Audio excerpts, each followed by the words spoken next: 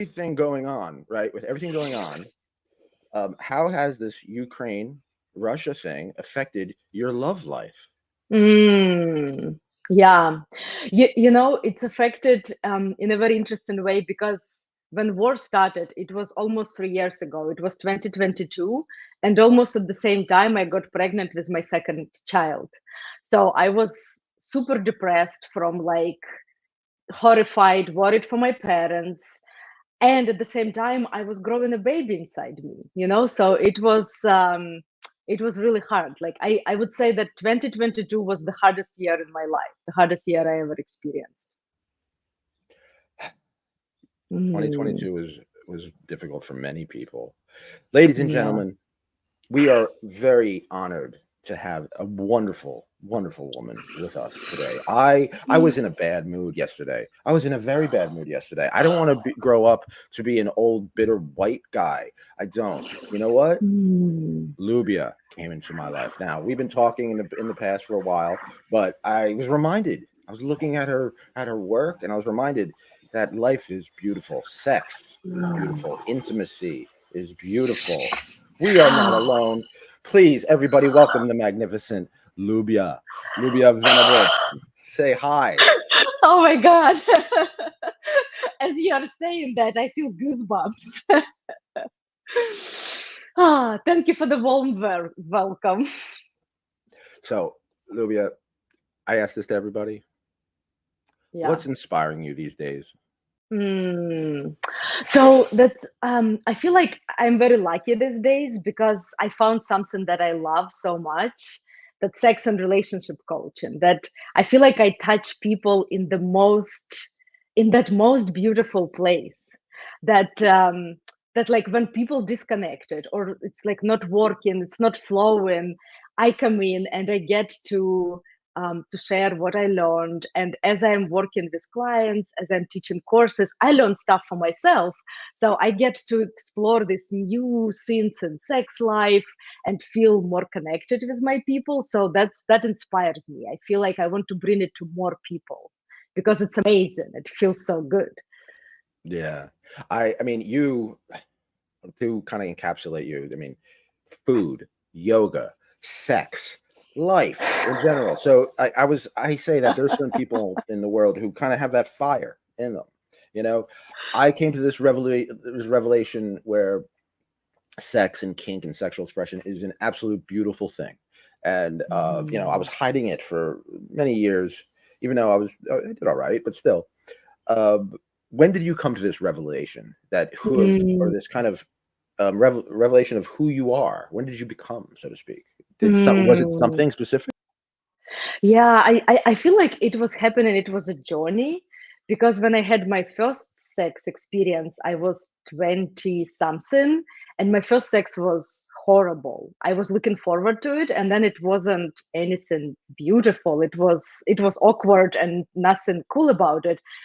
And so then later, years later, I tried first time sex when it was just like so good. And then I was exploring it for myself. But then down the road, I realized, wow, I want to share it with people. That there is something, I believe that sexual energy, it's like the energy of life, of aliveness. And it's not like sexual energy is one thing. Then another one is intimacy, which can be not sexual, but it's like connecting with people. And so when those things are alive, it speaks into our lives. That when I feel turned on sexually, then I feel turned on by life. You know, so yeah, that's So, then it's just flowing. see, so I have a question from a fan. Yeah. Um, we're talking about intimacy, right? Hmm. Right. And here, let me get this on the. This is going to sound crass. We'll get it. We'll get silly for a while, but we'll get serious. So let's Okay. get silly first. Okay. So are farts the universal language? in other words, in other words, when you're intimate with somebody, when you're comfortable enough, you could do things like pass gas, burp, Well, of stuff like course. that. Stuff like so. How are certain things like body functions or just certain things? What are some intimate things or some things that you could do to create intimacy? besides Mm. farting? Yeah, and see, I separate intimacy and sex. That I think when we bring them together, it's wonderful. It's amazing for many people. And there are people that they don't want intimacy and sex connected. So intimacy is closeness. It's just removing, putting down the guard and just being so close to a person. And when you talk about farts, when I met my husband, and even before we had sex, I farted as we were talking, and and usually we get like we try to hide it, right? But there is something about it, like, oh my god, I just farted, and he goes, oh, you fart too? I thought you don't fart, and then it's just like it's okay. See, it's the universal language. Stan Vladimir Mm. says, "Greetings, Lyuba Venable." And Oh then we have our first question: does she love to beat feet slaves? So, Lyuba, do you have feet slaves? no, I don't. I'm more submissive, you know. Ah, I enjoy being submissive, and recently I am exploring my dominant side, but I am just mhm. starting with it. Wow. Okay, we'll get into that. Oh, Sunshine says, "Welcome, Lubia. What is your accent? It's so beautiful, and you are too. You said, when I'm turned on sexually, I am turned on to life. Yes, I totally agree. So, to answer the question, what is your accent? Yeah, it's from Ukraine. That we talked earlier that I'm originally from Ukraine. I Mhm. moved to United States 10 years ago, and just last week I became US citizen. Woohoo! Congratulations. Thank you. Awesome. Welcome. So, I'm very curious about, we're going to get into Somatica and your videos and your training and all that stuff like that. But I'm very fascinated with you. You just got your citizenship, right? What Mhm. was that like? So you come. Okay, Hmm. let's start. Let's back up. What was your situation like coming to America? Yeah, it's interesting. I was telling to my partner that it was when I had this like the ceremony swearing to being a US citizen. I had tears because it was a long journey. And I remember when I was like 25 years old, I was dreaming to come to US. I had this like the map on my wall. I knew all the states. I was dreaming, and at the same time it sounded impossible. That it just like it's not reachable because for many people it's hard to come from Ukraine to come to United States. And then moving forward, later I came as a visitor, and it was just I couldn't believe it. It was so wonderful. But then my visit ended and I was going back, and there was this feeling I probably never come back. And I remember I was flying away and seeing the Golden Gate Bridge, San Francisco, and I was just like feeling maybe I will never see it again. And then later I got a job. I used to work as software engineer, then software manager. My first job was at Google when I came back.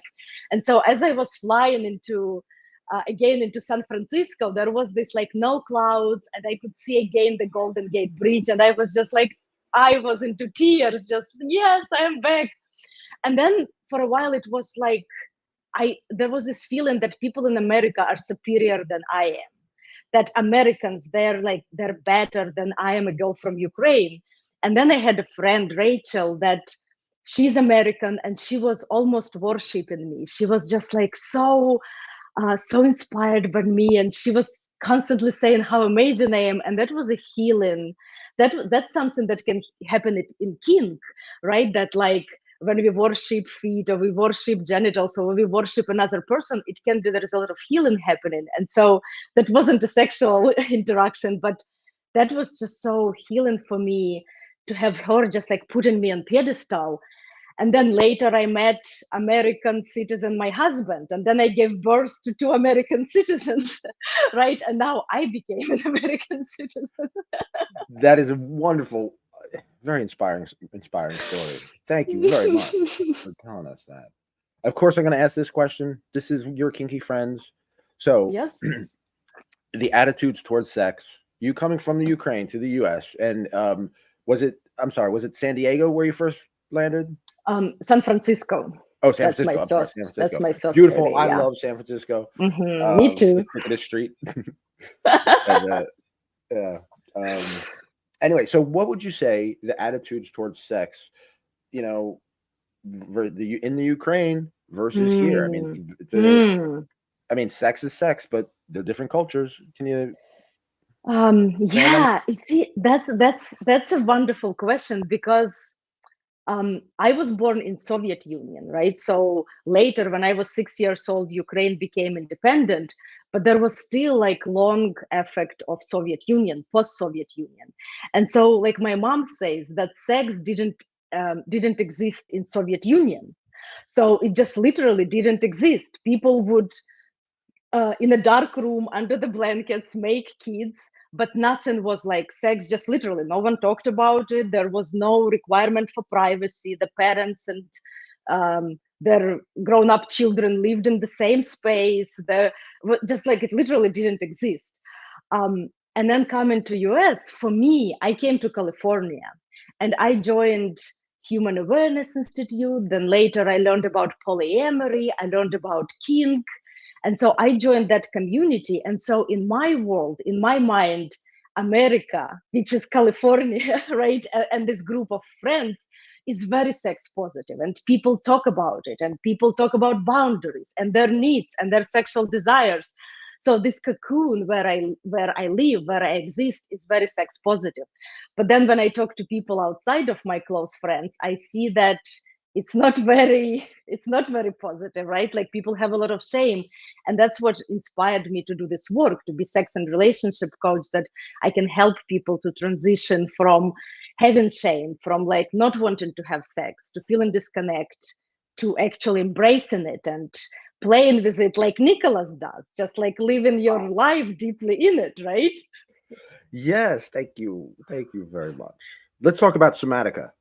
So you're a Okay. Somatica trained intimacy coach. Okay, so what is that? Oh my God. This has changed, like shifted my perception of understanding sexuality.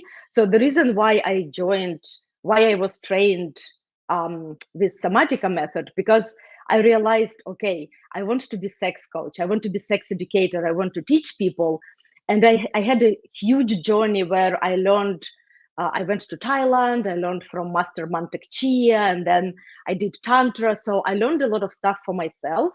But then I thought, how can I work with people? How I can work with a client? How I can teach people? So that was my reason to join Somatica Institute. And then I learned not only how to work with people, but I learned a ton of amazing revelations, like amazing stuff for myself.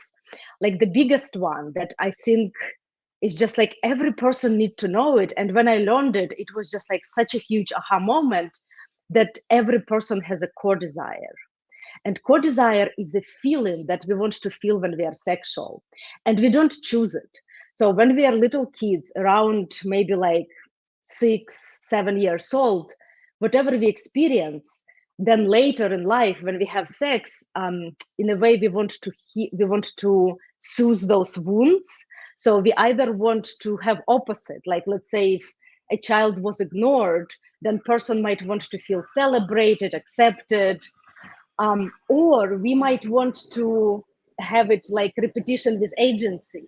This is where a lot of kinks come in, that let's say if child was maybe humiliated and like disrespected, felt used, then later person in sex, they want to have similar experiences, but there is a power place that I'm choosing it. And so by that, as I say, I have goosebumps. By that, there is that like such a turn on, because something that was really painful, now we get to relieve it with agency, with this like from a power place. And Oh, so let when I me ask. realized that, Okay, that was a big one. Yes, please. let me ask you this. I deal with kinky people from all over the world. A lot of them got hustles, right? Hmm. And of course, I'm not going to knock anyone's hustle, but a lot of them, like just become sex coaches. Some of them don't know what they're talking about at all. You do, I know. I've talked to you, but let's just say for the listeners out there, what Hmm. makes you different? What makes you different than the typical sex coach that's out there? I think that I live everything that I am teaching, everything that I'm coaching, I live it. So everything I talk about, everything I work with Yeah. people. So I just like what I preach, I do it in my life. And I think that's important thing, that whenever I want to learn something, I look at a trainer, a coach, how are they doing in their life, right? Like if they have something that I want to have, then I go after them. Yeah. And so that's Yeah. exactly, in my life, I went from thinking that sex is not for women, into a place when I enjoy it in such a beautiful way, and I keep adding more scenes, and the journey is Hmm. amazing. And for a lot of couples, this just breaks my heart, that when they met, they had the best sex, but then 10 years older, their sex is sad, and it's not fun, they don't want to have it Yeah. anymore. And I That's believe when we okay. do it. Yes. Great question. Let's do this. Okay. So for a couple who used to have great sex but do not, what do you do? All right. I'm putting a question on the board. For a Okay. couple who used to have great sex but do not anymore, what do you do? Yeah, exactly. What do you do? And this is where a lot of coaching happens, that when I work with a couple, a lot of times the first thing, that communication is not happening, right? So we don't talk about sex yet, we want to build up intimacy. So for people to, they as we live together, as we are intimate with each other, we stop on each other's toes, right? Like we have those ouches. And so people just hurt each other and never sit down and talk. And this is like, it happens to everyone. Like, I wonder, Nicholas, if you can confirm that it happens for you. It doesn't even have significant other. It happens in all relationships, that I do something, I don't realize another person feels like an ouch. And so the important thing, that we sit down and we talk about it Yeah. openly. Sometimes it's uncomfortable, sometimes we have to get vulnerable, right? But It's we actually talk about it. I find that moment actually somewhat magical. You know what I mean? So Mhm. there's that like it's something intimate that happens. Could be stupid. It could be farting in bed. It could be something really It silly. could be And it whatever. yeah, it could be whatever. And you ruminate on it and you ruminate on it and it's driving Yeah, you crazy. And you could kind of sense that there's tension and the vibe's off. As long as if you talk about it, and then once you talk about it, it literally does. It feels like magic. Like, oh, the problem is solved. And oh, we're yeah. closer now as a couple. Yeah, It's a yeah. We remove beautiful in a way. way that hedgehog, like Emily Nagoski calls it hedgehogs, that like when that disconnect happens, there is a hedgehog between us. When we try to get closer, it's poking us, right? So when I sit down and talk and my partner really listens and then responds to me in a vulnerable way, then this hedgehog is removed and we feel closer. And a lot of times these conversations might end up into like wanting to have sex to get even closer, this like makeup sex. All uh, right, we have some but that's not questions. all. But wait, Oh, that's oh, that's one part. But then another part for couples who don't have sex anymore, so when they build up intimacy, they feel the closeness, then to discover the core desire, something that I talked earlier. What is the desire that when they're sexual, that they want to feel?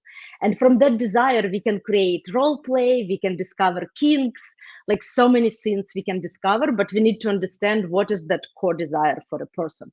For example, for me, the core desire is to feel special. Like, it's very important for me to feel special. And at first, when I realized it, there was shame. It's like, oh, who do you think you are? Why do you have to be special? But then when I addressed the shame, I was like, it is very important for me. And so now when my partner knows it and knows how to make me feel special, I feel constantly turned on, right? And then it's just like, then it's flowing. oh, I totally understand that too. I let's have some fun, right? I um I want to feel special too, you know. My partner, Sunshine, um, she locks my cock in chastity. That's how much makes me feel special. She wants to keep it locked. Find it funny. So we got some questions. Yeah. Stan Vladimir says, in your opinion, what should change to better the sex work? What should change to better sex work industry? Yeah, the sex work, not What do just you mean sex by in that? general, the industry. So examples, there are dominatrixes, there are sex coaches, there are Mm-hmm. everything, people who do events, people, Mm-hmm. activists, professional submissives, anybody in the sex work industry, from promoters to writers, authors, anything. So in your Yeah. opinion, what should we change to make the sex industry better? Hmm. Yeah, so I like in my experience, like the sex educators that I met, I find that they are very passionate because I know from my personal experience, it's edgy to go from software engineer to sex coach, right? Because when you say like, oh, I work at Google, I'm a software person, people like great. But when you say I'm a sex coach, it makes people uncomfortable, and some people are like, I don't want my kids around you. So there is that attitude. So I think, Stan, to answer your question, I think what needs to change, more people to open up to learn about sex, because there is this idea that sex, we instinctively know how to have pleasure, how to have sex, and let me tell you, we don't. We instinctively only know how to make children, and I know that from personal experience, like we know that, but then how to have that delicious, beautiful, amazing pleasure, how to stay in connection and keep wanting and make that flowing and fueling and sparking that desire. We need to learn that stuff because there is so much to learn, and most people, they think they don't need any sex education. So I think that's where the problem we have. You said that the very first time that you did have sex, and I don't want to go into details of it, but you said it wasn't good. And for most Yeah. people, it isn't the very first time. But Yeah, like you said, this is sadly. learning. This is learning. What have you learned from that experience specifically to make sure that the sex that you had afterwards was good? um so see, from that experience, um I learned that I was just really nervous. I was in my head, and I was completely closed off, and I was just like expecting for something to happen, but I wasn't like open and flowing. That Later, I wanted to learn how to be like really good in bed. I wanted to be like a very good sex partner. And then I had this like big realization that the way how to do it is for me to enjoy, to learn to enjoy. When Oh I'm yeah. really relaxing, right? And I have pleasure, those are the times when my partner will say like, oh my God, this is the best experience ever. I never had it with someone else. And I'm like, I didn't do anything. I just had so much pleasure, and the person can feel it, right? So it starts with me, because I was finding those like tantra coaches who are really good sex, like experienced people, and then when we have sex, it wasn't good sex because I wasn't open, I wasn't relaxed, and I wasn't enjoying. So it's like, start with Mm. yourself. So of course we're gonna go to this. Do you, Lubia, have a fetish Mhm. or kink? Um, so I think my kink is the power dynamics, that I enjoy being submissive. And I love when my partner just like takes me and then breaks my boundaries within a safe environment. Like, don't get me wrong, I don't want my boundaries to be broken. But there is like, when we have the safe container, there is something of my partner just like owning me, pinning me down, just like being that like the dominant. And then when I enter the subspace, oh, that is just, it is so yummy and so enjoyable. Um, Yeah. and I like to be roped, and all sorts, like to be spanked, and like the scenes that like to receive, to be submissive. And recently I started exploring how I can dominate, that to step into that power and to enjoy dominating someone and like pegging my partner and just be in charge, be that like wild wolf. There is that animalistic feeling. So I'm playing with that, but I'm just like entering that space. I love that. All right, but you just totally. So I'm a switch myself, but I love subspace. I love going Mm, into that space where I don't have to make decisions.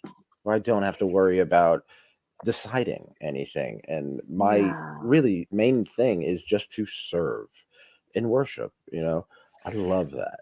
So was Mhm. there a specific thing when that kind of switch happened, when you're like, I'm submissive, I like being roped, like tied up and stuff like that, but recently I pegged my partner and stuff like that.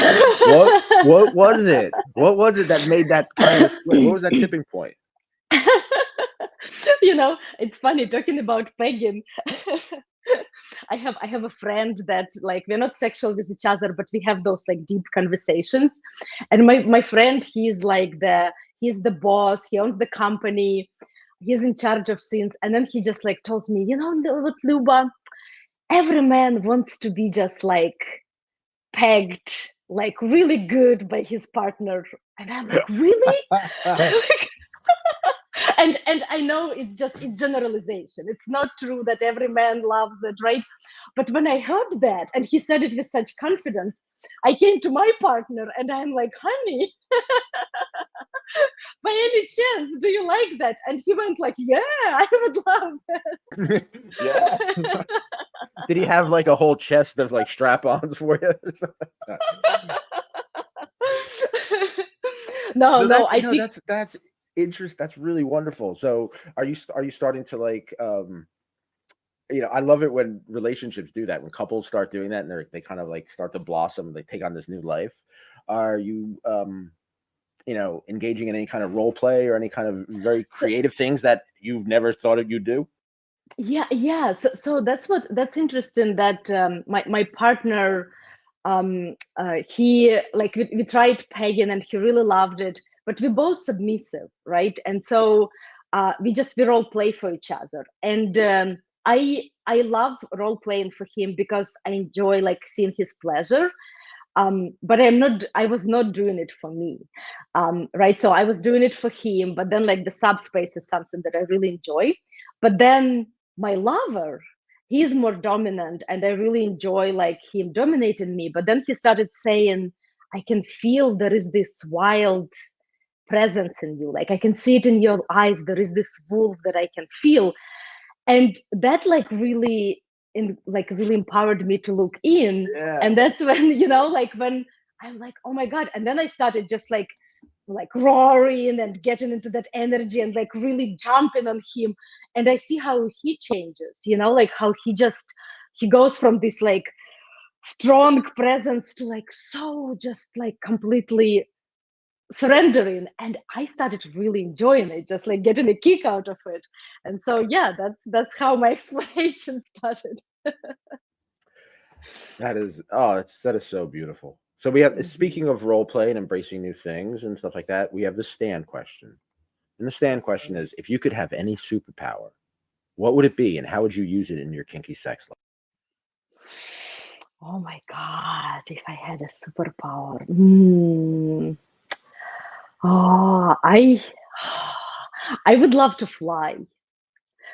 That I want, that I can fly just to any place. Maybe I'm this like a witch on a groom, and on a broom, on a broom, and then I could like take my partner and then fly somewhere on the roof of the tallest building and have sex there, and then just have like there is this Yeah, exhibitionism. That's another kid that I have. Like really love to. Um, that that my partner's so proud of me that he wants to show me off, right? And so that's so beautiful.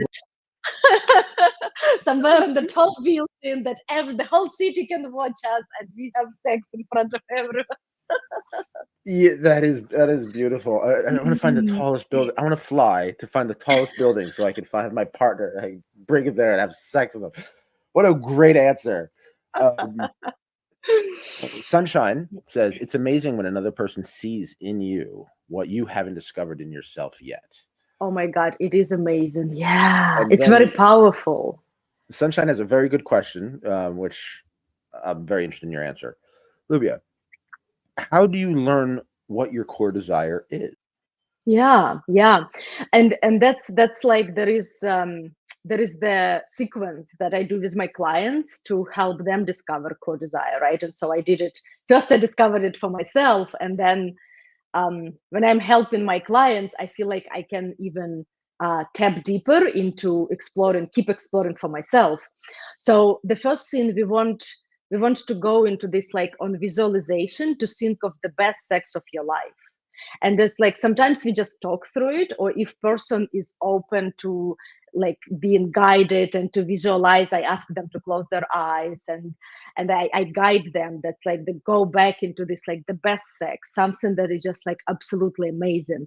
And then we really zoom in, what was so hot about it, what is that moment that when you think about it, it's almost makes you calm, that's something that is just like so yummy and makes you shake. And so when we go into that moment, like let's say they're like, oh, when that person like went down on me, and then they did like they pinned me down, or they pulled my arm or something, right? So they say the detail, and I go into like, what did you feel, right? So we try to understand what was that feeling, how they felt in that moment. Maybe they felt um, celebrated, accepted. Maybe they felt wanted, or they felt used, or they felt humiliated, or maybe they felt prime. Maybe they felt like an animal. And so just like all sorts of feelings that we try to go through it and just really zoom into that feeling, that like what is it that you felt like the hottest moment, right? So that's like one pass. And then another one, just to ask person, like when you masturbate, like what do you go to, like do you watch erotica, do you watch porn, do you listen to erotica, and then like what are those moments, like what is the hottest for you, like do you love pregnant women, or do you go into this like many people, or like do you go to some like power, like whatever it is, right? And then again like zoom in into what is the hottest, finding the hottest moment, and then how do you feel in that hottest moment. And so that's how I discovered mine. Someone just texted me, and I put it on the screen. What do you look at when you masturbate? Hmm. So for me, I have this like my several um, to go to porn videos where one of them is teacher. That there is a teacher who talks to a student, and then student didn't do homework, and they're really bad, and so the teacher is just like pushes them on the table and just like pulls up the dress and then spanks them for not doing the homework, and then just like then they have sex. um, and then another scene, something that is like very hot for me, but it's one of those scenes that it's very hot, but I don't want it to happen in real life, is rape. That like when someone is being raped, there is like my whole body is responding, but then again, there is that like it's so confusing because I'm against rape. I think rape is horrible, and it's like I have so many clients who just like so hurt by it, but then my body is responding into this, like when I see it Yeah, somewhere in a movie, right, that like it's and really hot that's for me. that's very common. I mean, in the kink community, rape play, edge play is something that's very common. I know a woman who masturbates to the rape scene in Irreversible. I don't know if you know that movie, but it's a 10-minute long rape scene with Monica Bellucci. Mm, It's yeah, and a lot of kink is like that. People feel shame. I like to talk more about shame too. yeah. Like for example, like I personally I like the whole sissy porn narrative, which is Hmm. a woman like a teacher, right? Takes a man, locks him in chastity, puts him in women's clothing, and like basically pimps them out or something like that. Yeah, I don't want women to be degraded. I don't want I exactly. don't want people. I don't want women to be degraded. I don't believe in exploiting other people for anything like that. I do this for free. This is for out of heart, for love. You know what I mean? So, so I grapple with that. I grapple with that. Hmm. Like my body likes that. My body like likes the narrative. So I look at it like it's fantasy. It's fantasy. It's not happening in real life. We Yeah. could use that just like horror movies are fantasy. The Texas Chainsaw Massacre is not real. You know what I mean? So that's the way I look at it. With that Yeah, being said, yeah, Stan yeah. Vladimir says, have you tried role playing specific positions of power submission? For example, the student and teacher, the patient and the doctor. But before I go to that, I want Okay. to touch on what you just talked, Yep. Nicholas, because we touched on something about shame, on Hmm. something very deep and very important. That, and this I see it in clients over and over. That there is like, oh, I discovered this desire, right? But then I feel like I'm a horrible person. So people will try to shut down that desire, to like try not to have it.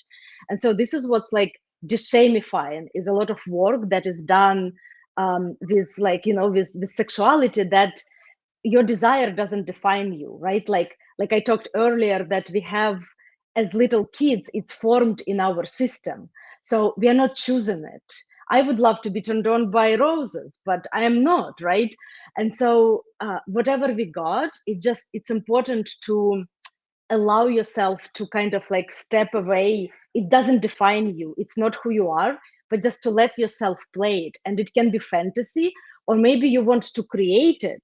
When people have consent, people are older than 21 years old, like you can play whatever, right? Like when people are agreeing, like you can play rape if you want to play it, right?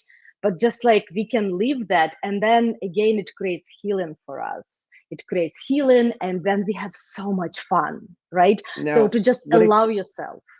when it comes to shame, when I especially when I wrote this book, The Coolest Way to Kill Yourself, right? Hmm. When I wrote Hmm. that, a lot of it deals with killing my selfish old self off. That means confessing to drug use and a lot of sex and stuff like that. Um, Yeah. so I kind of overcame shame in that.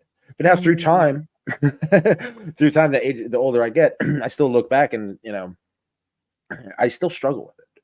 So Yeah. throughout the years, have your personal relationship with shame? With How has shame. that changed? Yeah.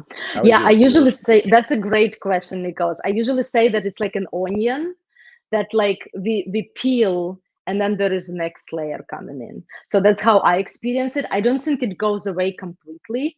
Like I talk about scenes that 10 years ago, like I would not even talk to my friend, and now I go on a podcast and I talk to people during like when I'm on TikTok or YouTube, right?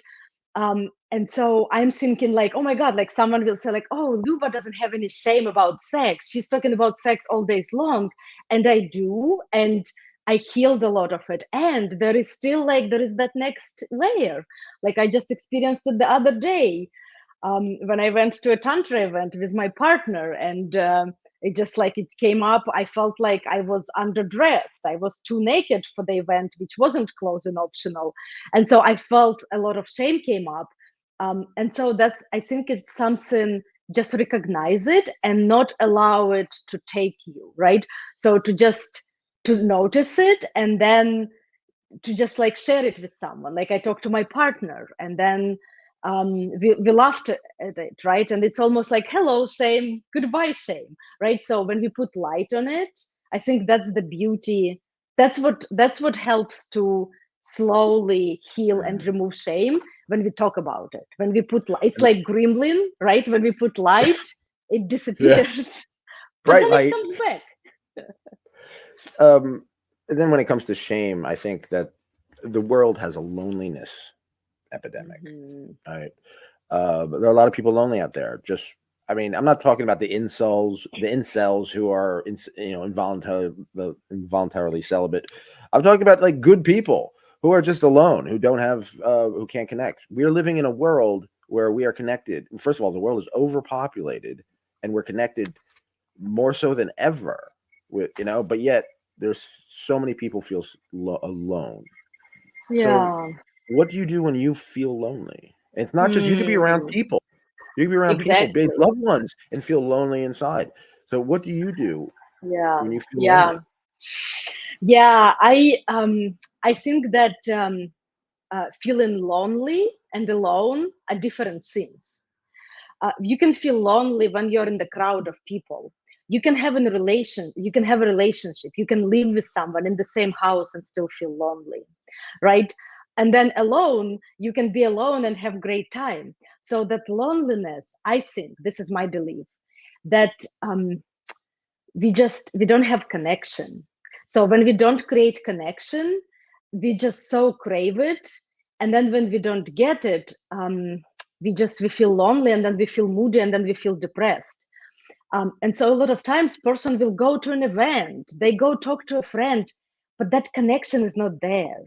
That intimacy, that is something that I offer tools for my clients, and I teach that. And that's something when I discovered for myself, then I feel like that's the recipe for loneliness, to create that connection, to look in the eyes, to touch. We are so hungry for touch when it's non-sexual touch. Can Is you it talk of clicking? it? Oh yeah. Can you talk of a time when you were at your most loneliness and how did you make it through? Yeah, yeah. That with this, like, with loneliness, the time when I felt most lonely, when I moved to United States, and it was a cultural shock. Like I wanted, it was my dream, but then when I was here, people culturally very, very different. Food is so different. I didn't have any comfort. I didn't have friends, and Food. so. What was the food? What was the food that like really like was the culture shock when you first had it in America? Because you guys don't have borscht and blinis and Yeah, potatoes we with do, but herring, it's not like that. right? You have Mexican food, you have burger. There's certain parts of Jersey you can get good borscht. I'll tell you that. I'm in New Yeah, Jersey. but We got a but good then Russian. what I did, I felt almost like I would feel depressed. I would just sit in it, like I go to my work, and then I come back and I would eat a lot of chocolate and just like do nothing. But then when I get on device, it doesn't feed that craving to connect with people. So I discovered there was a hot springs place, Harbin Hot Springs, where I would go and I sit in this like warm water, and then people are very heart open, mind open. They would just like come to me and start talking, and I started having these connections with people, and then it would feed me for a little bit, and then I go back, and when I go to work, none of that was happening. That like people very disconnected. So then I went back to this place to again like get that connection. And there is analogy, there is a great analogy. So many people never experience that deep connection, that intimacy that is just feeds your soul. It just touches you so deeply. And so the analogy is that imagine there is a dessert. There is like you never tried sugar, and then there is dessert on the table, and you don't have a spoon, and someone is telling you. It's like right now I am trying to tell you, like, this feels so amazing, this is so good. And you are looking at it and you are like, you have no idea. But then you grab a spoon and you try it, and then you're like, oh my god, this is what it is. Like, how Mm. you can explain it, right? It's something person needs to try. Okay, so let's help people. You're a coach, right? A Mhm. relationship coach. We already Yes. discussed there's a loneliness epidemic. I get people contacting me all the time for asking for advice, just for friendship, just for time. One of the type of people that I know are out there, and I feel for you. Trust me, I feel for this person. That's the closet sissy. The closet sissy is a Mhm. cross dresser who loves sissy stuff, sissy porn, the sissy narrative, um, but they won't tell their wife. They're ashamed Yeah. either because the masculinity aspect, the kink aspect, their porn Mm. aspect. There's a million and one reasons they can't tell their wife. Yeah. What do you tell that person? Yeah, yeah. And see, this is going back, like I can tell there is shame, right? So they're not telling their wife because there is shame, which is like a lot of times it's like our desire wrapped in a shame. So there is already shame there. And then there is this like, oh my god, I feel like I'm a closet cc. My wife maybe wants to see a masculine man. Then like, how do I tell her, right? And like what we discussed earlier, that it doesn't define you, right? This is your fantasy. This is something that when you leave it, you have this like, you have an amazing, you feel so turned on. It's just so amazing. It feeds you, it feeds your sexual self. So my advice is to find a way to share it with your wife. It might not be, you're not just coming tomorrow and share because she might not be ready, but you start having vulnerable conversations. Just like you can start with um, something just like something simple, like something happened in the kitchen, something in the house, or maybe you went on a trip and something happened, right? So like those uncomfortable conversations that people don't talk about, you start that, and then you slowly start talking about sex. Like people don't tell that person goes down on them, and they don't enjoy it. They can't tell that, like, oh, could you move more to the left? Could you just use less suction? Could you use more tongue? Could you go lower, right? Like these kind of things, just start talking about it. And then when you feel closer, then you will feel, it's like how we approach ocean. You never been in the ocean, you start with small waves, right? Like, and then the bigger waves, then you can handle the very big waves. So just like not coming out just out of nowhere, but slowly start building that closeness, and then just sharing and inviting your wife into closet. Yeah, I like to say true love is not having to clear your browser history. Share your porn. Share it. Share it. Be like, even just for conversational reasons, even just for just like, do you like this? No. Even if they say it's ill, say, well, why? Right? It's a joke. Like, just open it. As long as you're talking about it, you're talking about it. That's the way I view it. Okay, so for Yeah. the next So you're one, agreeing with me, huh? oh, I'm That's very, good. yeah, very. I also feel, it's funny. I also, while you were talking, I was thinking about, now, what if the husband just bought a French maid outfit and just cleaned the house and made it immaculate every time, and then it's like, well, it's the French maid outfit. It just works. What, do you not want a clean house? Yeah, but that's a great scenario you can come up with when you talk to each other. So when you talk Yeah. to each other, right, that's when we know, like a lot of times what happens that my core desire might not match my partner's core desire, right? So I want something that wife maybe not necessarily into it, right? But what you just suggested, that's a great way to make it fun and playful. Yes, hell Yeah, yes. kink and sex would be fun. Okay, so for the next person, we need advice. The anxiety driven partner. Now, everyone has some, everyone, I don't know everyone, but I know a lot of people who have either are dealing with a partner like this or who very much love a partner like this, or maybe they are the person like this. Someone who just ruminates on the other person will always break up with them. Oh, like they're always, Mhm. everything's the end of the world. Oh my God, I can't, like, almost to the fact that it's crippling to the point that they don't go out anywhere almost. So when someone, Mm. what do you do with a partner who is just filled with anxiety all the time? Yeah, yeah, and this is like when I work with clients, and this is what I learned in Somatica, that they explain attachment. There is like people write big like big books on attachment styles, but they explain it in a very simple way. That usually people gravitate towards each other. That one person is wave and another person is island. And so wave is someone like what you're describing, someone who constantly wants reassurance, constantly needs attention, wants to like check in and talk, so constantly reaching out. And island is a person who just like wants alone time and wants not to be bothered for a while. And so when I look at my relationship with my husband, I am a wave and he is an island. So like when he's triggered, he needs some space. He needs like, don't touch me. I am on my own. I need space. And when I'm triggered, I need him to come check on me and to make me a cup of tea and to make sure I'm okay. And so I could be this anxiety driven partner because I can feel there is somewhere deep down, and people have this like, depending on their upbringing, of their past traumas, or like past experiences, there are different levels of this, right? So I would say from 0 to 10, I'm probably like 2. I'm not like very much into this, like I'm not ruminating, right? But like someone like me could be on this like 9, 10, what you're describing. And so I think what helps, that just to know that it's normal, that there are people like this, that we want to reach out, we need reassurance. And so what helps to have that security, to know that our partner is there no matter what, and there are exercises we can do with each other to bring it. It doesn't have to be logical. It's not that like, honey, I'm always here, right?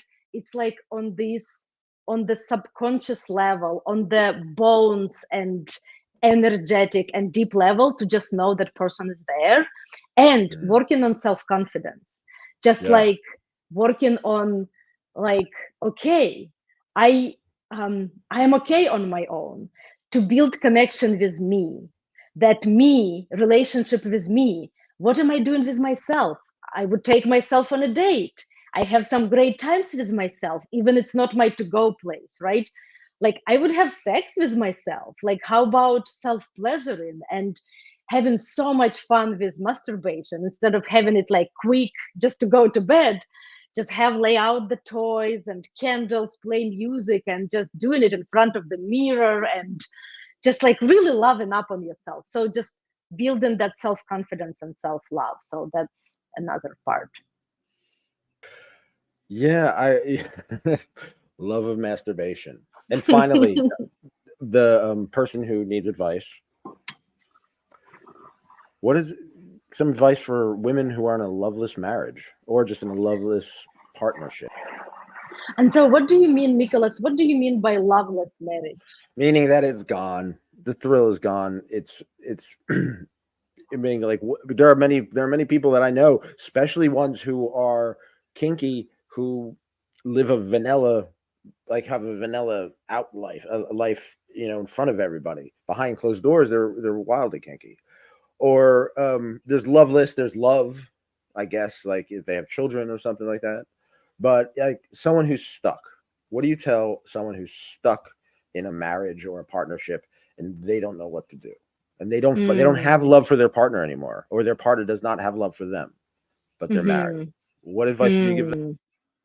Yeah, and this is what, like, I would still like see if there was a client like that, I would still explore, because I believe that love is something that it happens to us. So I can't decide like, oh my God, this person is so cool, let me fall in love with them. I used to think I could, but then I had this like realization that no, I cannot.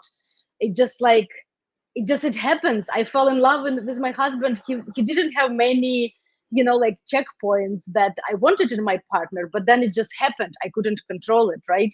So I think love is not in our power. So we don't have power when it arrives and when it leaves, right? But Mhm. that's just that's a beginning of my answer, because Oh a no, lot of that's a times, what? that's a great it's a great answer. We can move on. We can move Yeah, on. yeah, but I just want to say another part, which is Please. like, I think very important, that a lot of times people have love, but they just express it in such way that it doesn't land for another person, and then again, like communication, to just build that intimacy and talk. How do I receive love? Like my partner taking out trash, it speaks that he loves me. And before he knew that, he would not even like care about it, right? But when he knows that every time he takes out trash, I feel like he loves me so much, then he does it. He expresses love, right? So just to understand what are the love languages, and how to um how to how to deliver love that another person receives it, if it is there. Yes, I have a a very important question, and that's ice cream sex. Please tell us what this is all about.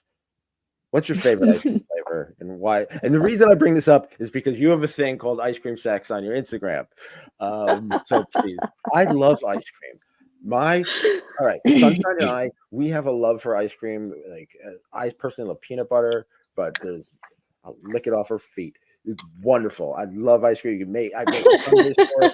It's romantic. Why is ice cream so romantic? Please tell us all about So, ice cream sex. so before I tell you that, do you like dark chocolate ice cream? I love all ice cream. Yeah, of course I love dark chocolate ice cream. Because dark chocolate ice cream is kinky people love dark chocolate Oh, yeah, ice there you cream. go. I love dark chocolate ice. So Nothing like some dark chocolate ice cream. Yeah. So this is like it's funny because I met my best friend Andrew.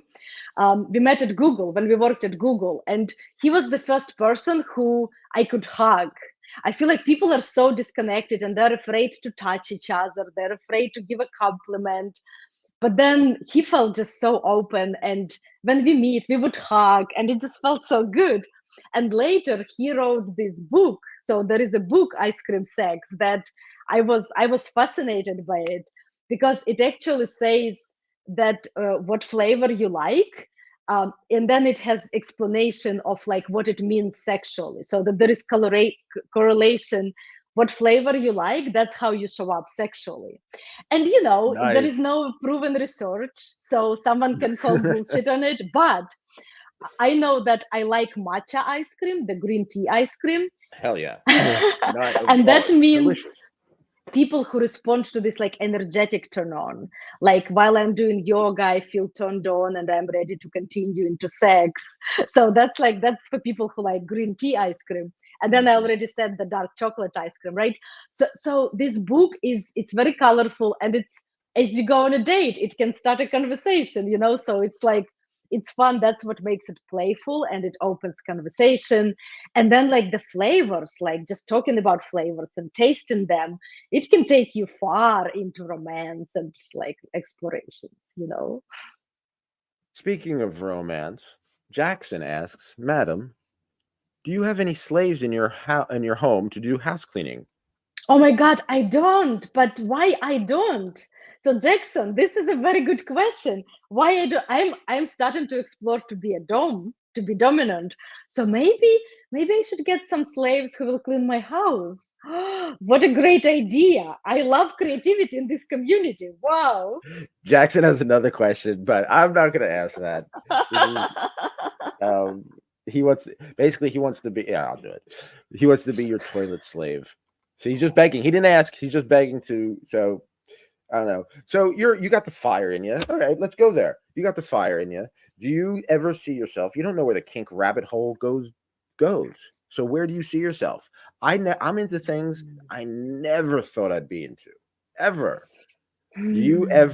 ever see yourself pooping on somebody? you know, I tell, like you say, you never know where it takes you. I must tell that I have two kids and I have no problem dealing with poop. I feel like I'm so trained to change diapers and have the poopy accidents. And so when I do the anal play and then there are pieces of poop on a toy, on my fingers, I just, like I just wash it away, and I'm very chill about it. So that's in a serious thing though about that question. The kink rabbit hole does go deep, right? You were talking about how you're kind of getting interested in being dominant again. Yeah. Are there certain specific kinks that you're interested in that you haven't tried yet, but you're really interested in? For example, like some people, for example, Sunshine and I, we never did splashing until a couple months ago when we had tres leches, and she put her feet in the tres leches, and I ate the tres leches right off her toes. Oh. Um, that's really the extent of it. But that was something new and different we ever did. So, is there anything new and different that you're kind of just getting into that interests? Mm, mm. So something that is coming up to me, that when I talk about fantasy, something that is very hot for me, but I haven't tried it. I haven't tried it successfully. Is having two men being with me and to have double penetration. So I had it with toys, like this partner and toys, but then like having two men, and then I want to take it further. One day I have this fantasy of five men, me and five men. So I say men because I'm attracted to men. I love women, but sadly attraction is not happening for me. But then like me and five people with me, like five men who are just focusing to pleasure me. So that speaks to feeling special, to being the center of attention.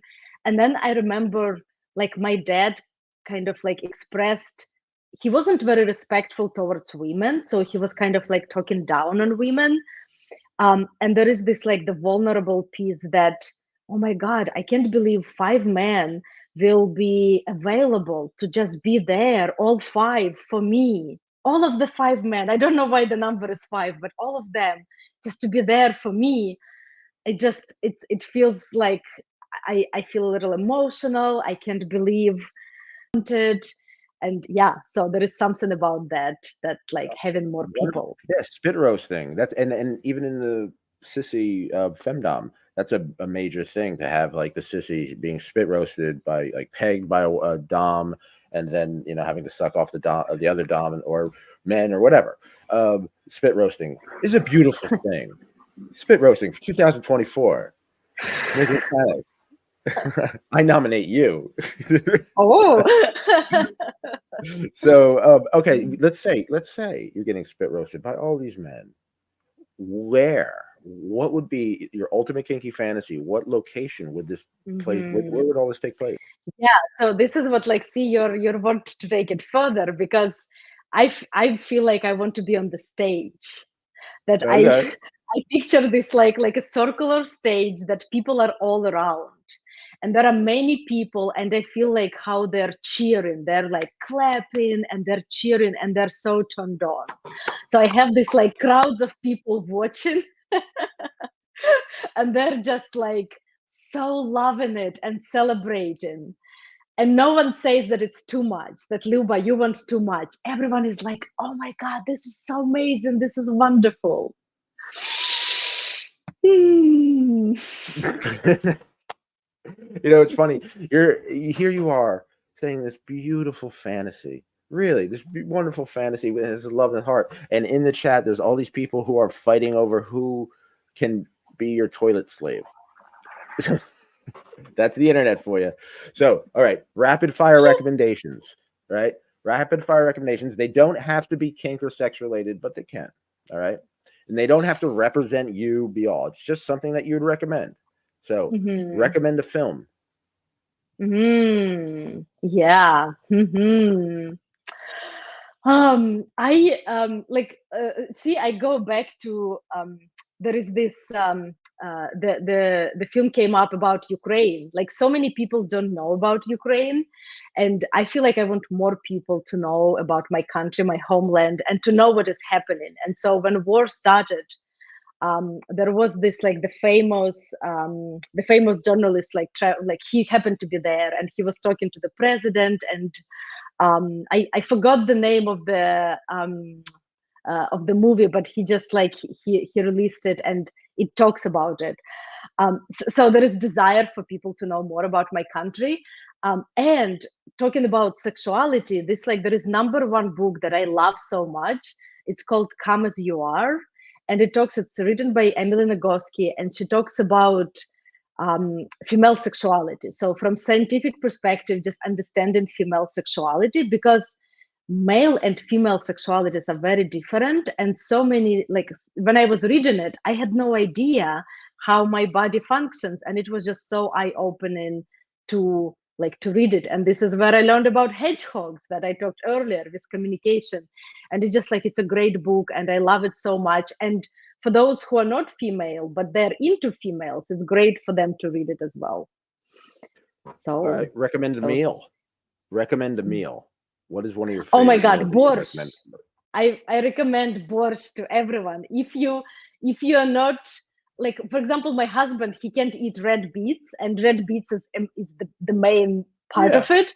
But if you can eat red beets, so you like them, oh my God, borscht is just so amazing. Love it. There's a show called Curb Your Enthusiasm, and Bill Hader has a small part in this one episode, and the whole thing is about borscht. If anyone likes Curb Your Enthusiasm, it's on. I think it's not the last season, the season before, but yeah, that's.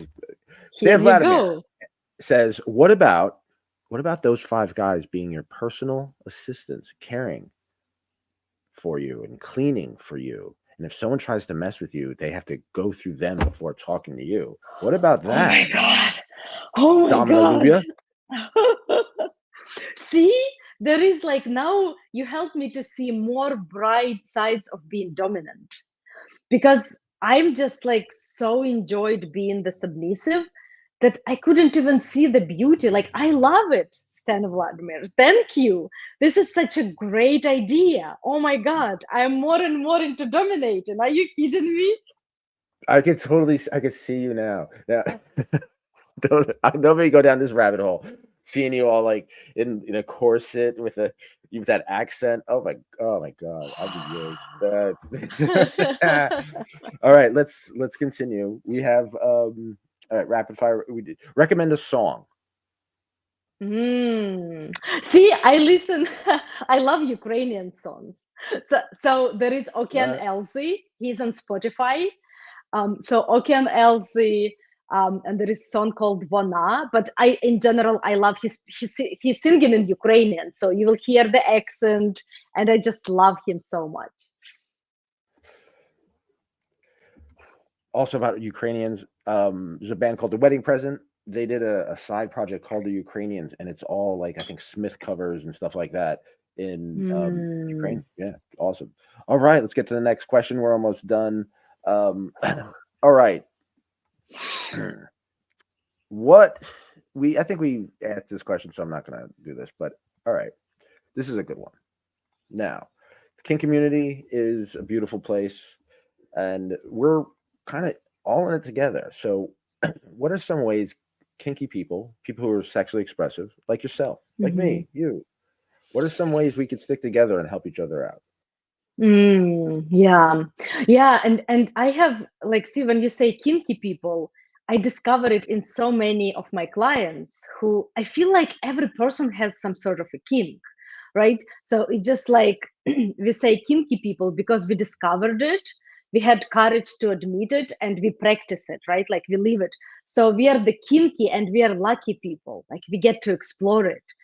And so there are these like clubs, communities, that where we get together, and like we get to explore.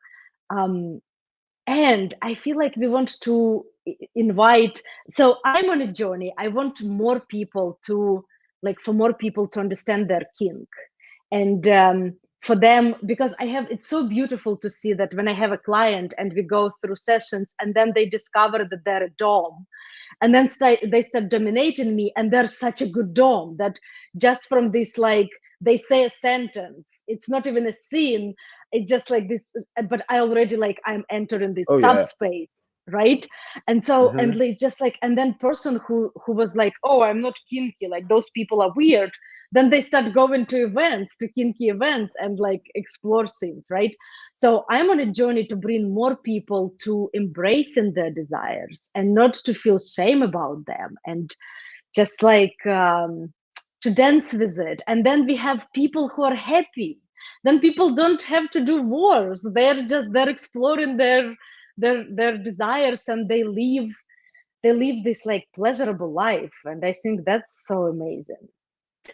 Stan says that when it comes to your personal fetishes and kinks, what is your biggest turn on and your biggest turn off? Mm.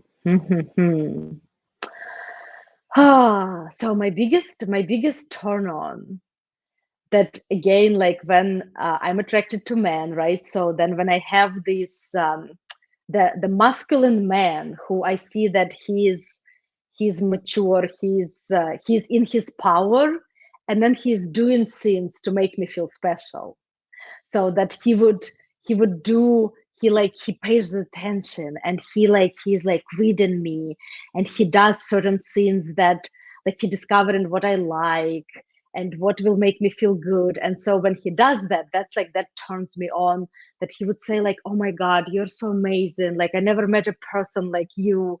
And this kind of scenes, when I feel center of attention, I feel special, that is just so hot for me. And then the biggest turn off, like, I'm thinking, I'm not going into those like yucky scenes, but when I'm with a person that it's flowing, right? That everything is great, and I'm sexually attracted, and something that will turn me off, like the breath, when the breath is not fresh, I'm just like, I want to just like smell and feel this, like the smells are so important for me. And then when I smell like not fresh breath, like that would be a turn off. And then when person is clumsy, if they like, I love my hair to be pulled, But then like when person like grabs a little bit of hair and kind of makes it painful, or just like accidentally just like steps on my, just like hurts me in this way that it's like oof. So that is a turn off. I can be like so on fire, and then it just turns me off. Okay, we're wrapping it up, but we're gonna bring an old favorite. This is an old game we used to play called the word association game. All right. Okay. So I say Okay. a kink or a fetish, and Okay. you say the first thing that comes to your mind. You can word or phrase. Okay. Oh First my thing that god, comes. I feel nervous. There's no wrong answer. Here, Yeah. just let me put it this way. This is a whimsical show. I'm all about whimsy. There's no wrong answer. This is all about having fun. Mhm. Right? So, for example, right? If I say chastity, right? You could say lock. That's something that'll come to your head, right? But Okay. maybe you're thinking about borscht. Maybe you say chastity. You say borscht. There's no wrong answer. Yeah, I get it. Yeah, Speaking of yeah, chastity, 50% off. Nice. Locked in lust. Okay, let's go. Fishnet stockings. Legs. Choking. Mm, like this, like, Okay. that Sissies. is not a word. Like yak. But don't yak someone else's yum. Yeah. Yeah, that's true. What about sissies?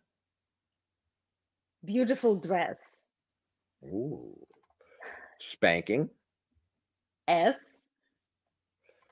Rope. Bliss. Medical play. Doctor. Sploshing. I don't know what is sploshing. Um, splashing is food, basically. Oh, Dining. play with Yeah. food. Yeah. So Then basically it taking will be pies. borscht. Oh, I don't know about splashing with borscht, but yeah, I'm sure it's done. Splashing with borscht. How would that be done? So Okay, let's ask that. Let's pause for a minute. So if you're gonna take borscht, right? How can you make borscht sexy? Let's say, all right, you would lay stuff down on the floor because it's messy, right? Okay, So okay. right, lay stuff down on the floor. How would you use borscht? So I would have this, like how I cook borscht. I have this a big pot that I make, like a big pot because it's so delicious, and then I freeze it, right? So I need a lot of borscht. So I will put it in the middle, and then just like how like I would like dip my hand and just like eat it from my hand and just like put it on my whole body, and then like my partner eating it from me, and then I put it on my partner, just like covering, and then it's like that color, it's red, but it's not like blood red. It's a good, here you go. It's beautiful, right? And then there is sour cream that you can play with sour cream, so I totally see it for real. Yeah, I figured I put that borscht up on there. This is the your kinky friends first. Okay, medical play. What's your word association game? Medical play. um the table, that's like the table where you lay down for a Oh doctor. yeah. Shout out to Mischief Manor. Mr. Shari has a wonderful medical table there. Ooh. I know Peyton loves it. Sploshing. What about sploshing?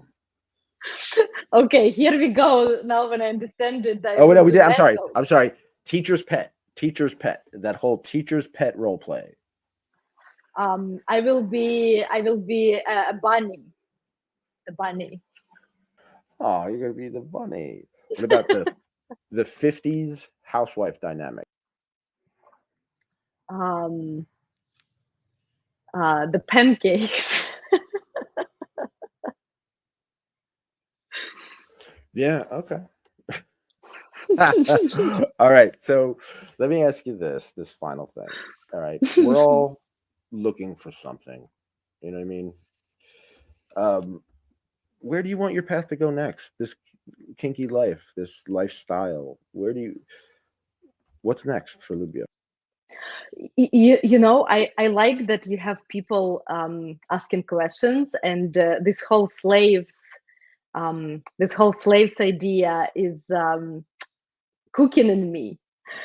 Because I went here in San Diego, we have House of Black, where kinky community get together, and I haven't joined it yet, but I'm very interested. I had a tour, and it has all sorts of scenes, uh, just beautiful, like people who respond to kink. You're like, oh my god, I want to come here again. And as I was touring it, there was the person who said his name, and it said he's a slave of goddess Faye. And I was like, oh my God, like, what does it mean? There is a person who is a slave. And so later I met Goddess. She was given a speech there. And I was like, okay, it makes sense. So she's the goddess. That's how she identifies. And then she has slaves. And that was my first introduction to slaves. And now people are talking like, what if you have cleaning slaves? And so I feel like I would like at some point I would explore that whole um there is this like, oh, I don't want anyone to be a slave, right? But like how we talked earlier, but then there is hotness about it. So when I go into being a dominatrix and dominating, there is something about that. And it's interesting how I notice me transitioning from I was so much into submissive, and I was Mhm. like really a lot into daddy baby girl play. So I used to have a Yeah. partner who was my daddy, and he was like my dad age, and he felt like dad. And there was this idea, because I didn't feel much affection from my dad, like he would never like hug me or say I love you. So I would say I had daddy issues, right? So then it was Mhm. hot for me to have someone who will just like, he kind of like my daddy figure, and then he's so interested in me that he wants to have sex with me, right? He pays all this attention to me. So that was very hot. But then it's fascinating, as I worked more on my daddy issues and as I connect more with my dad, that fantasy, like that play, is not hot anymore. It's not as hot. So Oh that's yeah. another. I used to be It kind so of turned, changes. right? Totally. I used to be so turned on by that. There is sadness in me that it doesn't speak to me as much, right? Yeah. And so that's what happens, right? How we change. But now I'm transitioning more into this like dom. There is something for me so cool to feel that dominant presence. And Well, yeah, I so I think might. I propose this. I think that I'd say 6 months or no, 1 year. Yeah. We should do a show, follow up to this show specifically on where you are in this Dom process. Yeah. That's that's what I think we should do. And please, everybody, shout out to House of Black. They've been on the show, and people have, we've filmed Sunday service, Kate West and then the crew from House of Oh my Black. God. Oh Yeah. wow. Oh Shout out to wow. Black, San Diego, and everybody in San Diego, specifically Giselle, naughty Giselle out of Pep San Ooh. Diego. Oh, I love San Diego. Stan, Yeah. can you give different roles? You can give different roles to submissives. Some of them can be slaves, others can be your channel or your personal toy. Oh my Ooh, God, I love all of these. Wow. I can have yes, more than one submissive. I can have the whole group. Apparently, I'm into groups. yes. Oh, we can have a lot of fun.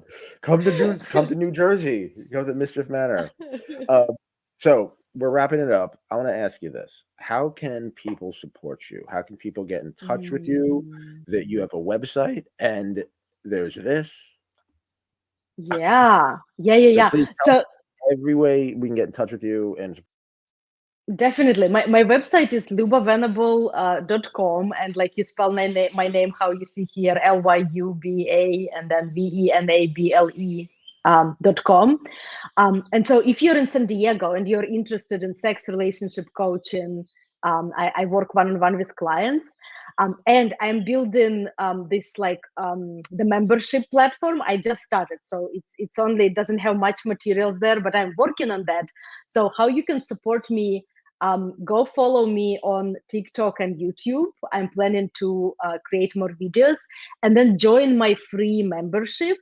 And so when you join it, there is a guided audio for touch, for non-sexual touch. How when you're with a partner, that like one person is touching, and then you switch and another person is touching, and it's guided with my voice, and it's one of those to create connecting intimate moments. Something when I talked about that dessert, right? That like maybe you haven't tried it, or maybe you tried a different kind of a dessert. So just like to have a taste of that connection with a person.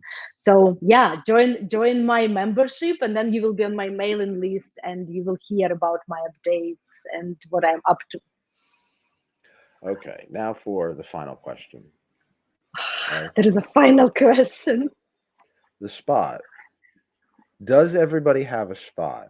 You know, when someone touches, you were talking about touch and intimacy, stuff like that. You know, and someone says you touch someone, like, oh, that's my spot. You know what I mean? So, Mm. first of all, does everyone have a spot? And if they do, what is yours?